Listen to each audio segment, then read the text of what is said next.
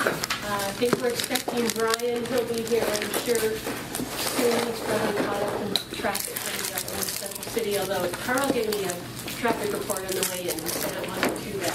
I'm there for you. I'm there for you. We appreciate your dedication, Carl, coming up from Central Portland. Do we have any members of the public here this evening? Why don't we move into the bond update? Okay. Great. So first off, I'd like to point out that this is Sherry's last BAC. Oh.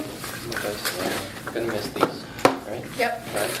You'll have to find something to do to keep your evenings interesting. Oh, yeah. Members of the public are always welcome.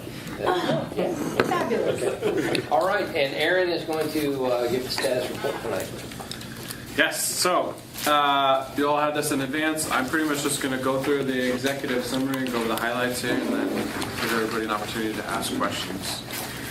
So the first note here was talking about Raleigh Hills, which we discussed last month, and it's an agenda item for later tonight, so we'll defer that discussion until a little bit later. Our participation rates this month, there was no changes.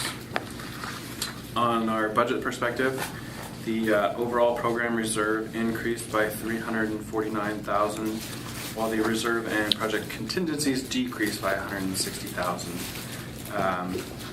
So one was moving up, one was moving down. The program reserve actually went up. That was due to some additional revenue. So it was a couple of different things. It was ETO and SB 1149 money we received from the state.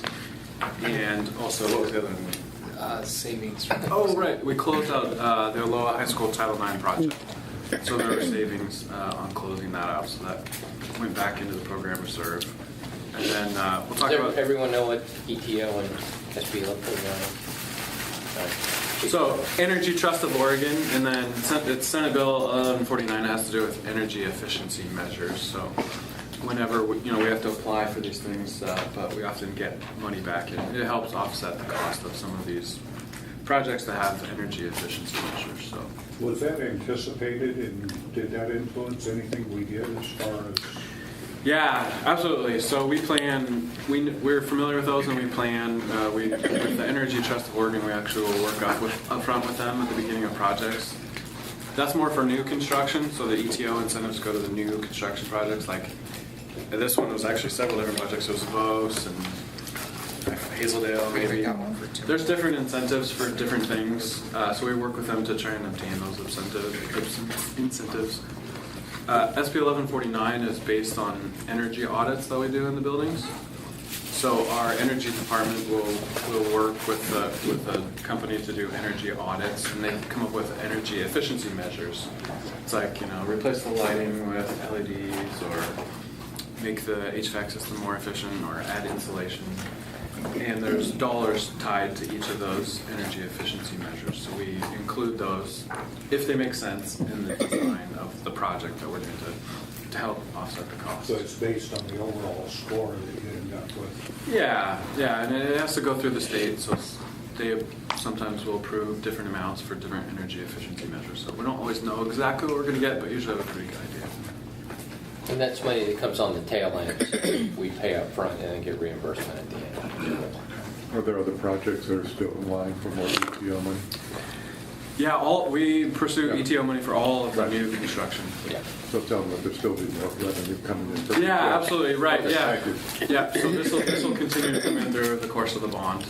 All of our projects, well, not all of them, but most of them, all the new construction we will pursue ETO.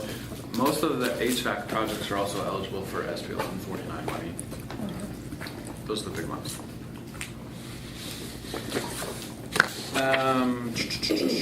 Okay, so kind of down to the second bullet point there, 5 Oaks. So the forecasted contingency for the month dropped by a little over $300,000 due to a few different things going on in the construction there. Some design clarifications related to changes in code and paging system, as well as some additional asbestos abatement. All that is within the guaranteed maximum price, though. It's a forecasted contractor contingency use, so we still feel pretty good about that one overall. Mountainside's forecasted contingency increased this month by $190,000 to do some line item savings. That was mostly as we go through and close out the project, we're cleaning up the budget, and you had money allocated to certain things like permits that was not spent, so we're moving it back into contingency as we work to close that one out. That one will continue to fluctuate a little bit as we get towards the end. Similarly, Sato's forecasted contingency decreased by $122,000 this month due to some reconciled cost items.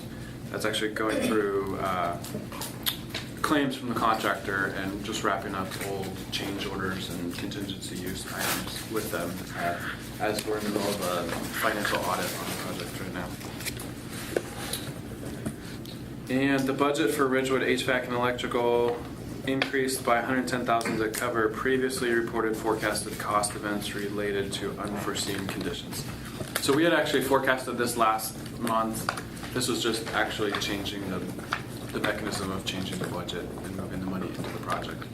The big one on this was we replaced all the unit ventilators in the school, which was scoped and costed into the project. But when we went in, we found out that we had to replace all the water piping to support the unit ventilators in all the classrooms. So it was unsupported and it was failing and leaking. So that was an unanticipated cost that got rolled into the project. Okay, schedule perspective. So construction at William Walker continues. With acceleration, the project is on schedule to be ready for the start of school. Right now, the contractor's substantial completion is August 10th, accounting for all the delays that we've had to date with mainly the asbestos, but also the soil conditions. So all that's wrapped up now, and August 10th is the scheduled completion date. Feeling pretty good about it, but of course we're monitoring that closely. They just did they did the concrete slab yesterday for one of the big sections. It'll actually come out of the ground next week, precast. They'll start erecting on Monday. And then for the acceleration, was that an economic decision? Was there money spent to support the acceleration? Yeah, so with all of the delays that were not the contractor's fault, like the asbestos and soil conditions, the original substantial completion was middle of July. And in order to accommodate their claim, we adjusted the schedule to August 10th, and we also worked to accelerate the schedule with them. So there was money that was already forecasted in the last couple of months to address how to accelerate the work. And So they're getting more money by accelerating it. yeah, it's overtime is what it is. How much are we talking about? So this was forecasted in the last couple months, but it was about $300,000 for acceleration and extended general conditions on the project. So it's the extra month, And those are already in this cost year. Those were in our previous month reports. We had shown those in the last 2 months of those increases that we had for the acceleration and the additional work with the asbestos and the soil conditions. Yeah, so this month, William Walker's budget actually held pretty steady from last month. There wasn't any changes. So we think we have all that accounted for. And of course, we're monitoring that really closely with the contractor to make sure they're staying on their current schedule, which we feel they are right now. The William Walker Access Road is on track to be substantially complete by mid-November. So of course that was a couple weeks ago, and we did achieve that. So it's ready. It's not open to the public yet, but it is open for us for construction. So next week when precast shows up for the school, we'll be driving down the new access road to the school. And that was a good project. It worked out really good. It was a good partnership between ourselves and TH Parity. Worked very closely with them.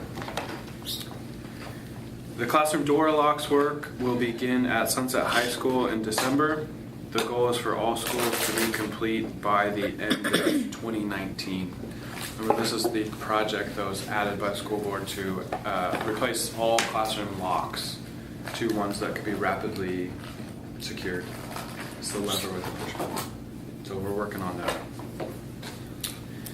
And lastly, the maintenance facility improvements and ACMA projects are on schedule and currently into the city for land use.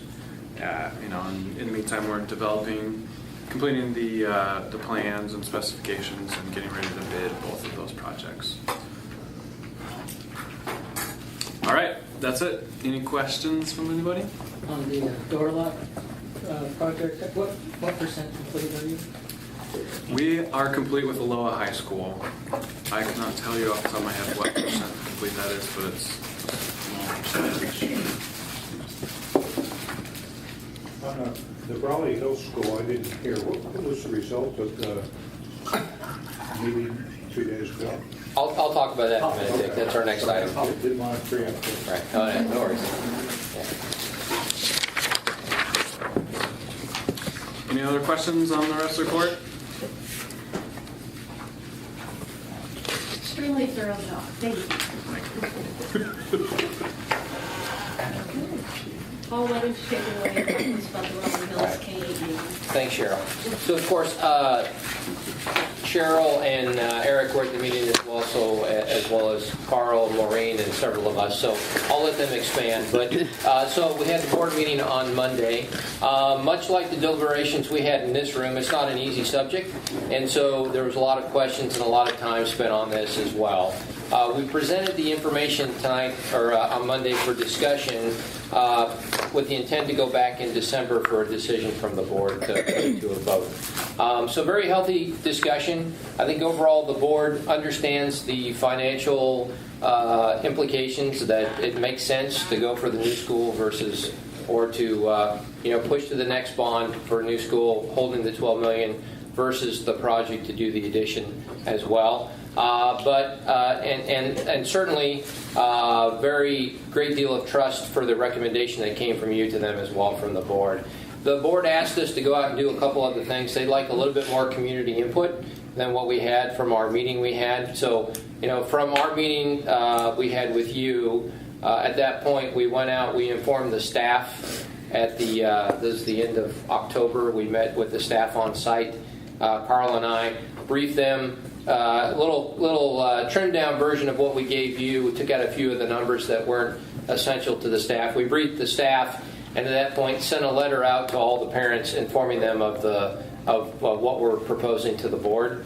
And then we held a community meeting that I know Dick was there with us as well, and Cheryl came, and we had about 30 or so folks in the room that we talked to and answered their questions as well. And we had a website as well, and we only had about 3 emails where people had asked questions.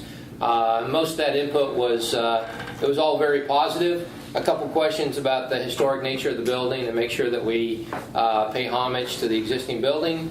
And then also more questions about the process and concerns about will we get that school in the future. Those were kind of the questions. So I would say fairly positive in view. Really no detractors from saying no, build the addition as well, and that community input as well we had. The board asked that we kind of widen the net a little bit before we come back in December. So Maureen and I have been working on that to, again, push out our notification on our social media page again and get that out to others. And then also, we're going to send that communication to several of our community groups, some of the NACs and the CPOs, to make sure that that's distributed to those community groups, asking for them, if any of their members, to hit the website or ask us to come out and talk to them. Really, our input for the board has to be in about the 10th of December. So we have about next week if those groups want us to come out, but we're willing to go out and talk with them. But we're gonna send it out and see if there's any other interest in providing comments on that over the next week. That was probably the biggest concern from the board, is just a little bit more community input to it as well. And then there was some questions we're working through and talking to the superintendent about how we address and with the board in preparation for that meeting around comparatives, other buildings, the status of where we're at in getting the next bond prepared as well, and how this package would fit into that as we talk about that further consideration. So those are kind of the 2 big areas that we're shaping to come back to the board with that additional community input, and then a couple factors about comparisons and comparables with other buildings. All right. Cheryl, Eric, did you want to add anything to? I'll add something while she's thinking. Okay, great. Just regarding the meeting at the school, and really I'm saying what my wife said because I think she's more credible as a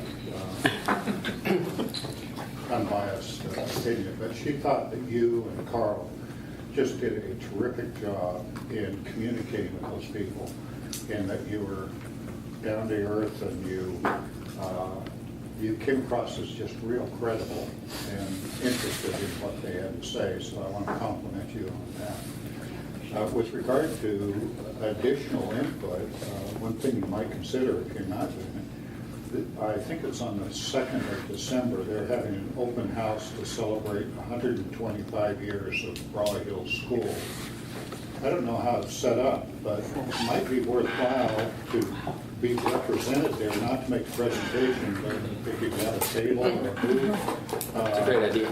You're going to get a lot of people there, not there for the purpose of this, but if they're there, I can guarantee they've got some interest in the school. They're probably alumni or something like that. Or, Great. so you might consider that. Good. Yeah, that's great. You know how Yeah, to we will do that. Okay. Yeah. From my standpoint, you covered it really well, Paul.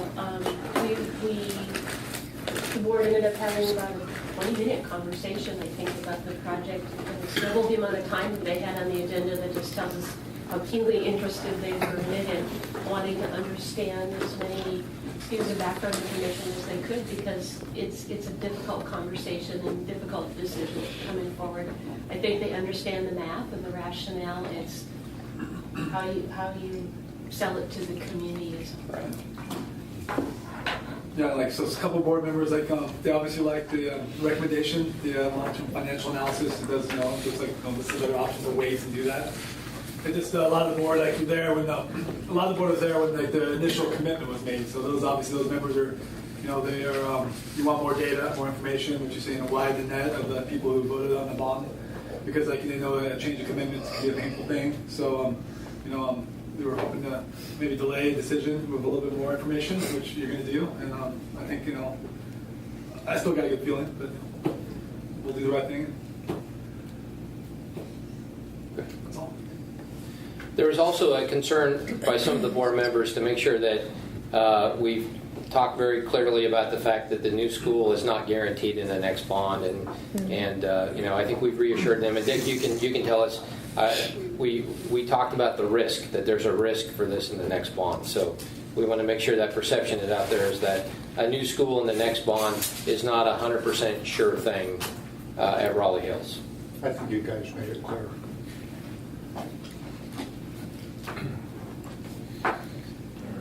So any other questions on Raleigh Hills? I would echo what Dick said. I think you two did an excellent job at the community meeting, being very authentic and approachable. And a lot of the folks in the audience have come from the development construction industry, so I think you did a lot of education along the way to help them understand how these projects work. So I thought it was a really good public meeting. It always worries me when it's hard to interpret numbers at 30 or 35. Did the letter help to explain it enough for the community that they were, okay, I've got enough information? Or I always fear it's like, did it go out? But it did. I was reassured that it went out. We talked with Peter, the principal there. He said it had been a conversation ongoing, certainly with parent volunteers as they're coming to the school. Feeling very positive about it, that it makes sense given the frustrations, and there's many of them with that building. It's an old building. So. The other thing I think that drives us as well, excuse my voice, is that these children will not be in the school that are in the school right now. Do you know what I'm saying? So the whole family, kind of commitment is kind of different.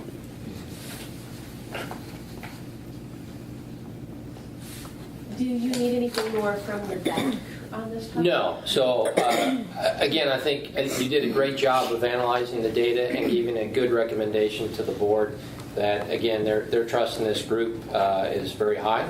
And I think there's nothing else you need to do. It's more about the communications. This is about the part that you're not part of. You're kind of the financial, the accountability to make the right financial decision, the community input to the board for us to get and for the board to match. That's not yours. So your job is done on this one. And Cheryl did a wonderful job representing you all. It was very clear and concise. Thank you for coming. It was a late night. It was later for some people. Yeah. And Cheryl, you had a city council meeting last night, right, too? So Yeah. this is a Oh, 3 for 3. Urban Yeah. renewal board. Okay. Okay. I love my job. Sometimes. Great. No, all good stuff. All good stuff. Okay, all right. Thank you. Let's back to you further. All right. Well, folks, item number 4, vice chair discussion and selection. I think the time has come. We need to find a vice chair for the committee. You're going to get so tired of me if you don't pick someone else to take the tone starting next season. So I guess fundamentally, I'd ask, are there any members who've been on the committee now for several months who have a good sense of the flow and the work of the committee? Does anyone have an interest in taking on this role? Did you review again with the vice chair? The next chair. You're the It's going to be exciting in the future. yeah. Next time. It'll be fun. It's staff make the job really easy. They prepare the materials. We have a quick conversation about what should be on the agenda. They pull it all together. So really, it's running the meeting and on occasion going to school board meeting. Do I take that as Oh, it's a exciting. yeah. Oh, I have a nomination. I want to nominate my good friend Dick here. He has a great deal of experience with capital construction and development, and is a big member of the community. And he's well spoken and is absolutely in meetings that I would like to nominate. Thank you, that's a bit of a surprise. Can you run over the Did Cheryl mention that you lead up to be the chair as well in the next year? So that's the key. to a time commitment? Really, it's not a significant time commitment. The most important thing is to be prepared to take over as the chair in September of next year. And it gives you 9 months of getting more tenure on the committee and learning more about the issues. But the staff do the legwork, and they do a terrific job. I think it's really to help facilitate a conversation, run the meetings, and ensure that we're delivering to the school board what they need from this committee. And it's obviously a really great group of people to be talking with. There's a lot of expertise in this group, and that makes it easy. And there's probably, and Cheryl's, I think we're about to do the first one, but there's a quarterly report to the board, which we have a format, which is fairly simple, just to kind of report to the board what the BAC has been doing. And that will account for in the next few months, we'll have Cheryl there to present that to the board and have a discussion with them. But that's about it. We do that probably 2 or 3 times a year, that report. And I would add that as a new member, he has the longevity in his tenure to continue to serve as the future chair.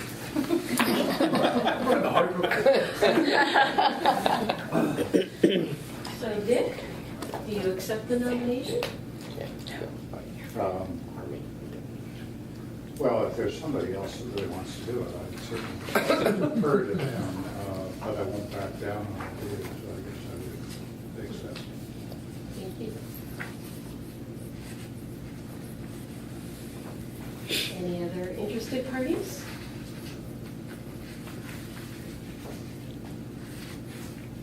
Okay, well, I think with that then, do you want us to take a vote as a committee? Do we need a motion? I have a motion. Or you did the motion. Oh, Is that a motion? Second. I move to vote on the nominations and select a new vice chair. And I second. You seconded? That's the easy Excellent. part. All in favor, say aye. Aye. Opposed? You didn't say anything.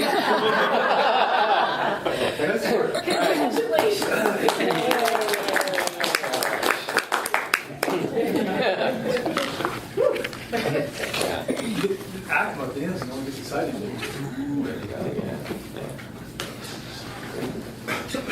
Well, we have a rather, I just passed around the communications and community involvement update, and I had a couple of things I just wanted to point out to you. the Fall Bond Community Newsletter is just an electronic newsletter we've gone to. So I've given you the link that you can put in, and you'll be able to see it. It's an electronic newsletter. It turned out very well. It has lots of great information. And then something else that we've done, we were able to get the November updates to you. So for Five Oaks and for William Walker. And we've also discovered some new tools. You may be aware that we're going to be redeveloping our website as a whole from the district standpoint because of ADA accessibility issues and just to be more readily accessible for visually impaired and other impaired individuals. So you'll see some changes in fonts and things like that, sans serif fonts. And so the layout's a little different for these updates for both Five Oaks and William Walker. And I've given you the update on the Raleigh Hills. Also, what I didn't add on here was Sato actually had a chestnut tree dedication from the Sato family. It's in the front, just before the entry, in the grassy area, and it's beautiful. It's a good size chestnut tree, and that's just very symbolic for them to just, the investment. And their family all showed up again, as well as a number of the people from the Bethany Presbyterian Church, who really, cared very much for the Sato family, even when they returned. So it was really lovely, and I just thought I'd share that with you as well. Any questions? For new members may not know, the Sato family was a Japanese-American family that farmed in the area of the Sato School on the north side, and they were interned during World War II, and then returned back to the farm. And the two brothers actually were both fought in the war as well. And and what was kind of the neat side of that, it's a very neat story. One of the neat things I think is that their neighbors actually kept their farm up and preserved it for them. So it was. When they came back, their farm was still there, and it was taken care of for them by the neighbors. Yeah. As well. So there's going to be a nice monument that's going to actually that's been funded by the church that tells the story of the Sato sacrifice and the family. So it's going to be lovely when it's done. But the tree is planted, and it looks great. So. That's cool. Is there any new business?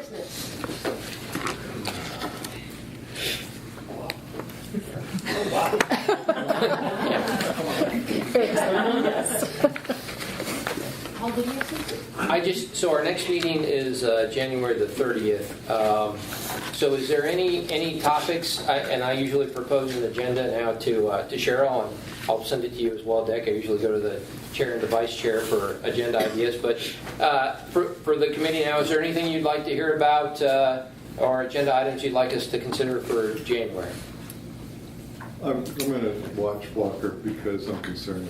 I see what you got on the ground right now and where you're at. You've got tight 8 months. And $300,000 was invested into making that date. So I'm nervous from my professional experience. Anyway, so let's talk about that one. Okay. In January, yeah. Okay. Yeah, because I looked through your list and everything else seems fine, but that's definitely tight. Yeah. Okay.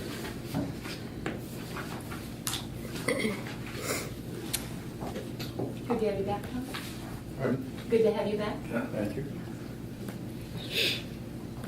Paul, are we going to go back? The first meeting that Glenn and I attended, you went through a proposed, prioritization system.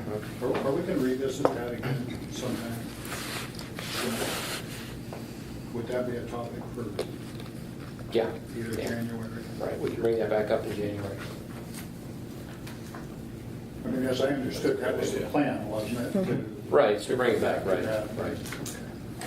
There's some dollars that are bouncing around based on rallies and stuff, but you still have some unencumbered funds, right?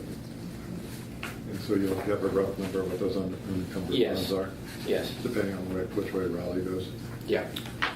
Well, not really Raleigh. So we still have from the front page. We have the program reserve, the BAC project, the $98 million, which we have the estimate of completion. That's about $122 million at this point as well. So some of that is spoken for, but there's still a good what, 15 million or so of that Yeah. program reserve that could be available. The But again, single biggest chunk uncommitted right now is ACMA. So we'll get bid results on that in like February or March, and that'll inform that discussion Yes. quite a bit. yeah, right. And again, our discussion is about, we're not ready to actually put that money somewhere else yet. I think we're still a year and a half to 2 years away from adding projects for those funds as well. But this was to set up a process for getting the input and prioritizing that for recommendations of what we would pursue. Another topic, and it may not be appropriate for all purpose meeting, but I would sure be interested in getting some kind of a lessons learned or something from the Portland School District. I mean, they seem to have messed up so big. If we could learn anything from that and avoid that, I mean, we're toward the end of this bond, but I'm thinking of even, we might learn something in preparation, because I understand just from reading the Tribune or something, had a bunch on it, that what they did is they picked all their lowball estimates to try to pass the bond, and then they came up with what it really cost. And, you know, I would hate to be in a situation like they were in. Who's our expert? She's on something, I guess it was 2 meetings ago, which I was interested in, but if things have developed and we could learn from that, I think it'd be worthwhile. Yes, I think there was a very good lesson learned, which is the more planning you can do in advance, going out to the community with a commitment as part of a bond measure, the better. And obviously, we know the construction cycle is ridiculously crazy right now. We have cost escalations beyond the normal, and that was a minor factor. But I really think it was not enough due diligence in what the costs were going to be. Are they good? I'm sorry. Yeah, I thought deferred repairs was one of the leading factors that led to all these projects coming together, because they were deferring repairs until it was beyond a certain point. Isn't that true? Deferred maintenance.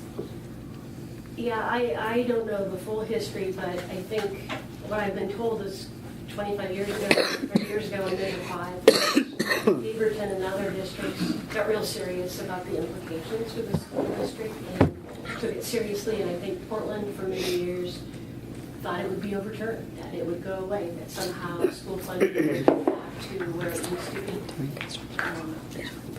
And they have, What is Measure 5? excuse me? Lowest property taxes. Oh, yeah. Tax quotations. Yeah. But I think the other part of it is, as you just alluded, is it's a huge school district, 55,000 students, forget how many school buildings, and so many of them are 80 to 100 plus years old. So like it was very old inventory, lots of problems with lead and asbestos, lots of deferred maintenance, and one of the reasons projects are expensive is because there's such major renovations to the schools that they're doing, and they have a pot of money set aside for health and safety repair work in the schools. I think it's 150 million, and that's really for lead and asbestos and things like that. And that's a drop in the bucket compared to what's needed overall. They're just trying to juggle lots of different needs and priorities. And they too are intending to go back, are discussing going back out to the public in a couple more years because they're not done. No, they're short. They'd be short. They're not done with the second bond, let alone the Right. other half of the inventory of projects that haven't been touched yet. But their dreams continue to be much more than they can fund. But I would say, School Board Member Simpson, that I really appreciate how the school board has gone through their decision-making process and how you've engaged with us here at the back. It's a very professional relationship. I think that's helpful. One of the other things, and this has been in the newspaper, but in Portland, the school board has made decisions about project funding outside of the bond program parameters, and without the blessing or the support of the back. It's been at times a very tense and frustrating working relationship. Like this group, the Portland Bond Committee has a lot of very talented people, a lot of expertise, people who can guide and hold to the ed specs and honor commitments that have been made. And the school board has just gone out and made some decisions irrespective of those things. And I don't think that has been at all the case here. The school board's been very collaborative and wanting to honor the specs and treat schools fair. I guess I would just make the point that it sounds like it's going to be a continual evolving problem, and they'll make hopefully some decisions to rectify things along the way. But if you all learn something down the way, that I would encourage you to share that with this group, so that we might avoid anything like that. I can actually address that slightly. So before you guys joined the back, we actually went through what's called the cost management and control plan at the recommendation of the back, and it really addresses a lot of the things of what went wrong there, based on our own lessons learned early on too. So as far as getting redundant cost estimates and things that it's on our webpage, and it really spells out how we approach that differently. We spent a lot of time, the group, talking about the cost management. It would be well worth your time to go on the website and go through that document or documents to better understand what some of the background is for this committee.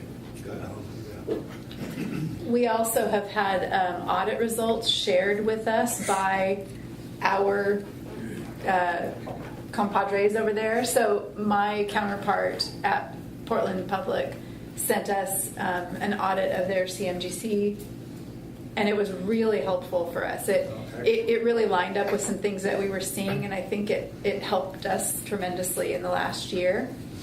Yeah, there's a lot to be learned, and we meet with them every once in a while. He collaborates with their eBuilder folks, and they're very open to sharing their mistakes, and so we're fortunate. Well, that's good, because, I mean, given the size, they're the biggest and we're the second biggest in third. Salem guys are a little bit bigger than us, yeah. Well, it's still, we're in that level where it's a comparable Right. situation. They have similar issues.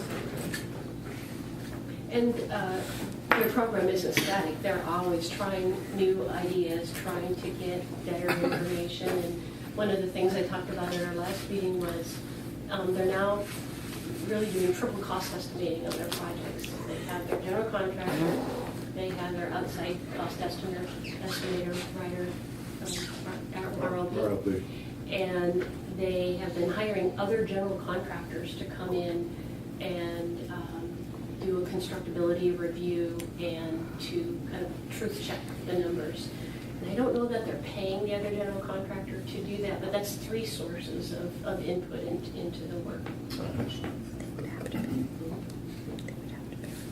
One question or comment, I guess, but maybe not for January, but I know that the board is intrigued by, the next bond. So I know that I think staff will probably eventually start putting together the list of, I guess your inventory, what's going on out there, what needs to be fixed. And the board obviously likes that, plus the expertise here to use that tool to prioritize. Right. So I mean, it won't be too long before we're 2-hour meetings on that. Right. So there's a lot of stuff, I'm sure. I think it'll be more than 2 hours. We're engaged in that discussion now. It's not ready for prime time at anyone else, but weekly we're discussing the next bond. We're building our backwards planning to where we need to be, and the first step is we're working on most likely bringing a consultant, but we want to improve our facility condition assessments. We do some our own assessments as well, but we want to get some help with that to get it there. I would not say, at this point, I would say our our assessments are not investment quality, right? So we want investment quality information that we bring to you when the time comes we start talking about that next bond. So that's our first step right now that we need to do in advance now is to up what we know about our current facilities to a better condition. How much will our committee be involved in that process? It's actually, it's an extension of this group because the BAC, it functions over the current bond. So it goes to a larger committee. Tom, you can speak to this too, as you were part of that. It's a group of about 35 community members and board members. And so I think actually one board member, Leanne, was our representative last time.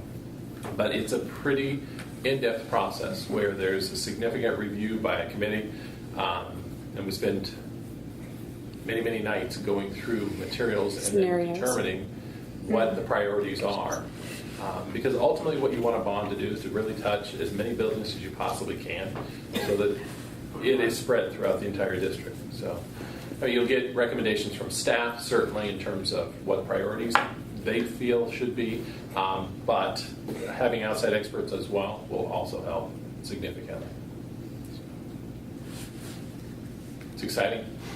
It's always exciting to be looking at it. The group that Carl refers to, 30, 35 people, I don't remember what it was, but and I was a part of that group, is the one that sat down and we started with, what was the number?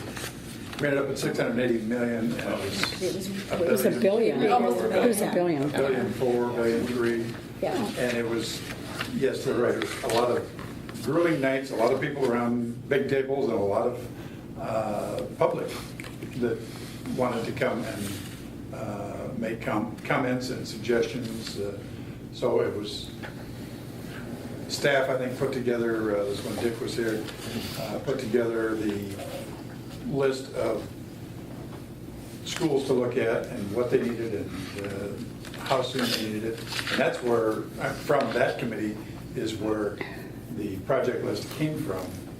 And then this committee, the Bond Accountability Committee, was formed after that committee handed it off and said, this is what we recommend, the 680 million with X number of projects. And if they're going to do that again, I think that's, from a public standpoint, I think it was handled, not because I was on the committee, I think it was more Maureen and the people, all of staff, Maureen, were out front giving the project the transparency that it needed for the public. There wasn't, from start to this point in time, someone was talking earlier about, do we ever get the public in this meeting? We've had, I believe, one in all the time that we've been in existence. And to me, that's a testament to the fact that the public is aware of it, they see it, and they hear about what's going on, but they hear enough that they don't feel it's necessary to come in and confront someone, which I've been to some of the school board meetings that are not quite as friendly. So what I'm hearing on what you said, Carl, is that the process of the next one will follow pretty much the success of the last one, but as Tom's pointed out, this committee didn't even exist then. Right. Correct. Yeah. Do you see us being melded in, or do you just have a... That's going to be part of the conversation that we're going to need to have is, what's the crossover of this group into that? Because what we also don't want to do potentially is fill it. If there's 8 or 10 of you, to occupy 10 of those seats immediately, because you really want to be able to have this as far-reaching in the community as possible. So I think you'll probably have to come up with a recommendation of how many of this group would you recommend to move forward into that. It's a significant time commitment. I mean, Tom can tell you. Yeah. Well, it was a segment of your life. and you could still come to those meetings anyway, Absolutely. as public, which, Yeah. and there were people that Which did. would be, your knowledge of the process and the program is invaluable as we go into that to guide other community members, whether you're voting members or just there as well. But that'll be discussion with the board as well of how we want to form that group. I wasn't advocating that we take a lot of seats or anything like that. I just wanted to anticipate it. Right, yeah. So for example, my role, I sat in all those meetings, but I was not a member. I was an advisory. So it may be that we determine what this group can fulfill as potentially part membership, but also advisory too. Because there's a lot of knowledge that sits in this room. It's going to be incredibly important. And you also need to recognize that at times you will have people who come on to that and they quickly show their colors that they're coming in for a purpose. And that clearly comes forward. But they also kind of learn the landscape that, no, we need to represent all and have to raise that people up to that elevation. I would like to see on the January agendas, maybe the committee or whoever considered addressing the terms of the charter for the group. I think the tenure is the 3 years, is that right? And maybe addressing that in terms of getting some stability for the members to serve out the rest of the bond term, rather than having a little turbulence at the very end. Just something to think about. We just had I'd say just because time flies. It's been a year and a half. It's been a year and a half, 2 years ago. We went through the mission statement and all of the documents you're talking about and tried to, everyone had input and tried to, the board, of course, tried to tweak everything to, I don't know, give it better definition. And one of the big subjects was the length of service. Now, I know what the mission statement and the board direction says about 3 years or the term that's established in writing, but I also know that I've been on this committee now for this and the preceding for 6 years, 7. You're 7, I think. Yeah. So. Stick around, Ron. We got you. In all the time that I've been here, I haven't seen the board or staff or anyone ask anyone to leave the committee or resign. Now they might do that with me pretty quick because I've been hanging around for a long time. But, it's a good. I think it's a good thing to go through again not the whole exercise of going to the board and having them redo what their intentions are for what's the purpose of this committee, but I think it's a good thing to go through and have at least discussion in this meeting, so that because you guys are new, you haven't been here for those discussions. The committee that Carl's talking about, I've got 2 3-ring binders at home that have every document from the, help me, Maureen, the citizens community Involvement. DCIC. Yeah, Bond Community Involvement Committee. Yeah, so that was the preceding committee. And it's a history. I'm old-fashioned. I'm a paper guy, so I just started keeping all that stuff, and it's all the discussions. And yes, Carl's right. There are people that come in, and there's one that comes to mind with me real quickly, and I'm not going to mention any names, but he definitely had an agenda, and it was more what he and his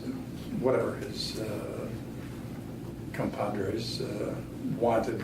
It wasn't what's good for the district, and that's what the large committee, the Citizens Committee Involvement Committee, that's what we were tasked with, and I think did not speaking for myself, for the committee as a whole, I think did a good job of looking at everything from the standpoint of who's this for, what's it for, and who should we be not fighting for, but who should we be advocating for the most. And it starts with obviously with the students and builds from there, but you can't pick And there were several of us who talked about it. You can't pick a favorite project and say that's what we want to do, especially as a committee member now. Yes, everyone, all of us could go to every one of those meetings. We wouldn't have to be members, but we could go and we could fill out the forms and have comments.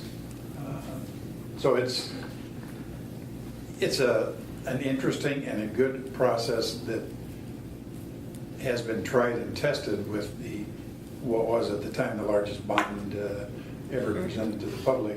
And I can remember like it was yesterday, sitting in the brew pub the night of the vote and waiting for the results to come in. And it's an exciting process to go through. So I think, to your point, I think it would be good to get the mission statement and get the board directives and talk about them for the new members. And it might be a process, it might be a thing that would enable people to become more vested in wanting to be here.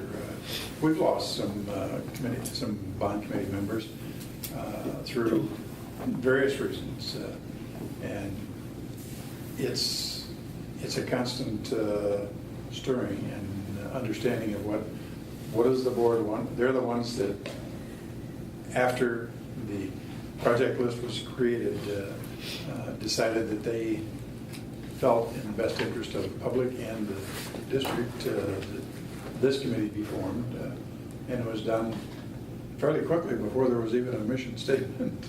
Oh, yeah. Done. It was done on the plan. I remember Linda Degman, who was at the time on the school board but was the original representative to this committee. She was constantly on the go and flying around trying to get all of the steps in place to make sure that it was what the board wanted, but also what would work for a committee. So.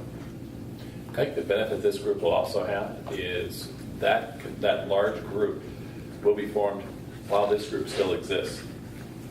And so if there's cross membership, that then becomes potentially part of the conversation back to these meetings too. Which we didn't have the benefit of before. That was a separate entity unto its own. So. Well, since January is the beginning of a new year, we could, I think it'd be a good idea, to take some time and go over the charter and the mission, refresh our perspective on what our role is. We have a chance to talk to staff about that. So let's put that on the agenda for next week.